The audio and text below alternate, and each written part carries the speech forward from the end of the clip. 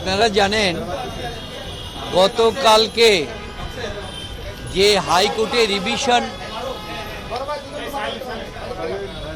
গতকালকে হাইকোর্টে রিভিশনে যে মামলাটির রায় দেওয়া হয়েছে, এই মামলাটি কিন্তু আমরা দায়ের করি নাই, সরকার পক্ষ দায়ের করেছে। এবং এই মামলা দায়ের করার পরে নিয়ম অনুযায়ী আজকে হচ্ছে ডেট, এটা আইনের বিধান হচ্ছে আত্মপক্ষ সমর্থনের সুযোগ দিতে হবে, কনস্টিটিউশনে আছে। কালকে সকাল 10টা সাড়ে 10টায় সাংবাদিকদের মাধ্যমে খবর পেলাম যে জাজমেন্টটা বের হলো। আমরা প্রতিদিন খবর রাখছি, বলছে জাজমেন্ট রেডি হয় না।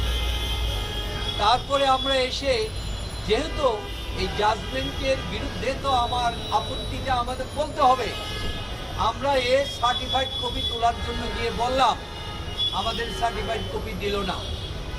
কি বলল যে কোর্টের যে অংশটা সার্টিফাইড কপির, এটা বলে পাওয়া যাচ্ছে না। কোর্টেরটা পাওয়া গেল কি না পাওয়া গেল সেটা তো আমাদের বিষয় না, আমার অংশটা নিবে, আমাকে সার্টিফাইড কপি দিবে। একটা পার করে দিল, আমাদের সার্টিফাইড কপি দিল না। চেম্বার জজের টাইম পার হয়ে গেল। বিকালবেলা বললেন যে সেটাই বলতেছে না, এইটাই বলতেছে, ফলে আমরা সার্টিফাইড কপি পাই নাই।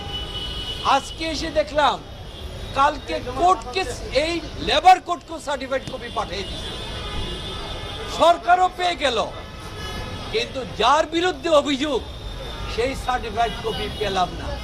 তাই কোর্টের কাছে আমরা প্রার্থনা দিলাম যে আমার আইনগত অধিকার, আমরা আপিল বিভাগে যাব, আমরা সেটার বিরুদ্ধে আমরা প্রতিকার চাব। আমাদের 1 মাসের সময় দেওয়া হয়। মহামান্য কোর্ট অত্যন্ত আইনগতভাবে দৃষ্টিটা দেখেছেন এবং যেহেতু আমাদের অধিকার আছে, সেই অধিকার হিসাবে আগামী 14 তারিখ আগ পর্যন্ত আমাদের সময় দিয়েছে। আর পাশাপাশি আমরা কোর্টের কাছে আরেকটা আবেদন করেছি, আমাদের পূর্ণাঙ্গ জামিন দেওয়ার জন্য। তার কারণ হিসাবে আমরা উল্লেখ করেছি, আপিল আদালতে কখনো আসামির উপস্থিতি লাগে না, কারণ এটা বিচারিক আদালত না। সুতরাং এই যে বারবার খণ্ডকালীন করে তাদের ডেকে আনা হচ্ছে, এটা নির্বিচারের প্রতি অবমাননা করা হচ্ছে, আমাদেরকে হয়রানি করা হচ্ছে এবং আমার মৌলিক অধিকার থেকে বঞ্চিত করা হচ্ছে। সুতরাং এটা বাদ দিয়ে আমাদেরকে আপিল নিষ্পত্তি পর্যন্ত দেন। কোর্টেরও ইচ্ছা আছে, কিন্তু সরকার পক্ষ বললেন যে না, ওনাদেরকে ডিল পর্যন্ত দেওয়া। এই যে আবেদনটা, এটা কিচ্ছু না, এটা একটা প্রতিহিংসা ছাড়া আর কিছু না এবং হয়রানি ছাড়া কিছু না। এই যে একজন লোক, তিনি বিদেশে যান, হঠাৎ সেমিনারে থাকেন, ওনাকে বলেন যে আসেন, পৃথিবীর ইতিহাসে বাংলাদেশের একজন ব্যক্তি আজকে সবার কাছে গ্রহণযোগ্য, তাকে একটা দাওয়াত দিবে, তিনি যেতে পারবেন না, ডেট থাকবে, পুরো ডেট দিতে পারেন না, কখন ডেট করেন, এই অবস্থা। এটাই ছিল। তারপরে কোর্ট আমাদেরকে নেক্সট ডেটটা দিয়েছে আগামী 14-8 তারিখে। নগদের কাছে সব গ্রাহকই প্রিয়, তাই তো সারা দেশে ক্যাশ আউট চার্জ সবচেয়ে কম। সকালে কোনো অর্ডার হলে আমরা বিকেলে যাই, যদি কেউ একদিন হয়, আর বিকেলে অর্ডার হলে পর দিনে যাই। যদি 18ই মার্চে অর্ডার হয়েছে, কোনো সিএমপি করে নেয়, কোনো স্টেট ফাইল করে নেয়। এখন যখন আপনি শুরুর অবস্থায় আছে, তাহলে আমি আপনি যাবো, এখন 30 দিনের সময় যাক, আমরা মনে করি ন্যায় বিচারের ক্ষেত্রে আপনি আদালত যদি মনে করেন 30 দিন সময় দিতে পারেন, দেন আমাদের আপত্তি নেই। কিন্তু পরবর্তী ধার্য তারিখে যদি উনি কোনো আদেশ করতে না পারে আপিল বিভাগ থেকে, তাহলে আপিলটা যেন শুনানির জন্য ধার্য থাকে।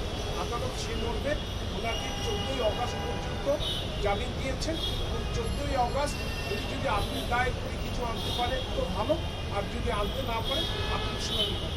এই বিষয়ে আমার বক্তব্য হলো, অ্যাপিলেট কোর্ট হলো আমার জুডিশিয়াল একটি ট্রায়াল কোর্টের এক্সিকিউশন হলো অ্যাপিলেট কোর্ট। অ্যাপিলেট কোর্টে সাক্ষ্য হয় না, জজের মনে থেকে সাক্ষ্য রেখে পারে এবং they always discretionary power of the court concerned. Appellate court প্রথম দিন থেকে ওনাকে অল্প অল্প করে ধার্য তারিখ পর্যন্ত জামিন দিয়ে আসছে। সেক্ষেত্রে আমাদের বক্তব্য ছিল, পারমানেন্ট যদি জামিন দিয়ে থাকেন, আমাদের আপত্তি আছে এই কারণে আগে থেকেই আপনি ধার্য তারিখ পর্যন্ত জামিন দিয়েছেন এবং ধার্য তারিখ পর্যন্ত যদি জামিন দেন আমাদের কোনো আমরা সে কথাটাই বলছি এবং এটা কোনো হার্ড অ্যান্ড ফাস্ট রুল নাই কিতাবে নাই যে উনি জামিন ধার্য তারিখ পর্যন্ত দিতে পারবেন। এটা fully order of the description of the application. উনি যদি এটাতে অ্যাক্টিভ হতো আজকে কয়টা ডেট আপডেট করবেন, উনি একটা ডেটের অর্ডার তো চ্যালেঞ্জ করেন না, উনি তো চ্যালেঞ্জ করতে পারেন। যেমন আমরা প্রথম অর্ডারটা চ্যালেঞ্জ করছি সঙ্গে সঙ্গে, যেহেতু দ্যাট ইজ এক্সপ্রেসিভ লিগাল, আমরা সঙ্গে সঙ্গে হাইকোর্টে দিয়েছি, হাইকোর্টে স্টে দিয়েছে। উনি যদি মনে করেন ধার্য তারিখ পর্যন্ত তার জামিন দেওয়া ঠিক না, আপনি একটু ইলিগেলি করছেন, কোর্টের সাহেব প্রেশার দিচ্ছেন, এই কথাগুলিকে হাইকোর্টে বলুক। হাইকোর্টে যদি উনি আদেশ পায় আমরা খুশি, আমরা আমাদের কথা বলবো, কন্টেস্ট করবো। এখানে গ্যালারি শো করতে লাগবে, আসলে উনি বলে এক গ্যালারি শো করে আর